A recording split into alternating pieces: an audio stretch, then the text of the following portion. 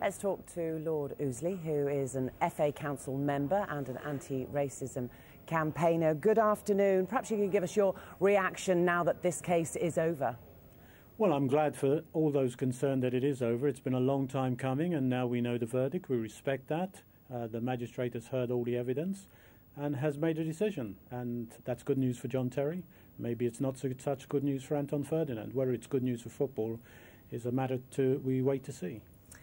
That was going to be my next question. Good news for football. Not only the magistrate has heard all the evidence, but the public has heard some of the words and slurs that are used on the pitch. That must be damaging to football.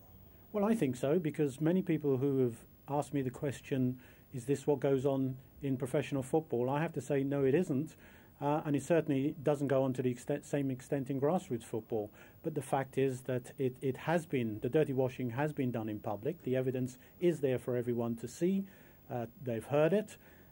And football has a very important job now to try to repair that damage, because the image is damaged. And we've got to make sure that what we've heard is not going to seep into the rest of football, particularly at grassroots level. We've got over 8 million people participating in football in this country.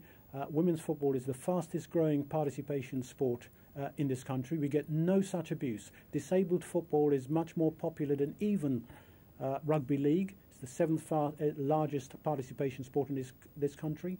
No such abuse. And the problem we seem to have is with some highly paid men playing football who do not fulfill the role of role models in this country to be exemplary in their behaviour and conduct, in influencing the best behaviours amongst our young people in the next generation who we rely on to make this game as pleasurable as possible. And the Kick It Out campaign has been running for several years. To have such high profile, I acknowledge you talking about all those other strands of the game, but two high profile players, one black, one white, using the sort of words that were being used, they acknowledged that they were being used, is a dent in the Kick It Out campaign.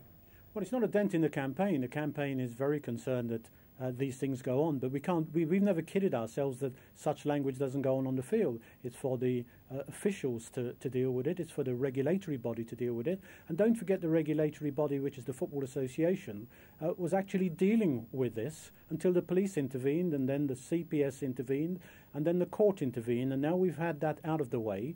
We go back to the regulatory body that sets the standard for conduct in this country, and that standard also has to be set by clubs themselves in how they regulate the behaviour of their own players, that's their staff, and that's what we're looking to see change, to make sure the right leadership vested in our authorities and in the clubs will be able to transform the conduct of such high-profile players where they're inclined to behave in such ways that are clearly unacceptable. While it's going on the pitch, obviously, it's very hard to discern that, but the referees have a responsibility, and where they're being seen by cameras, and this is really where this was all triggered into a police inquiry, then they're very much exposed, and they have to change their conduct and their behaviour and their attitude.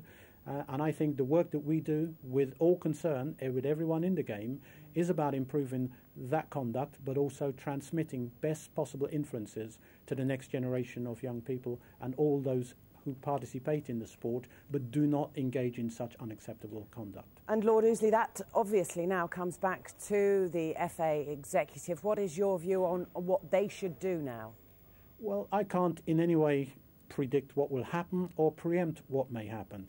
I think the Football Association will pursue its own processes, which it was doing before the police intervened and it had to stop, and hopefully they will reach a conclusion that is appropriate in the circumstances. Lord Ouseley, we appreciate your time. Thank you. Some breaking news to bring you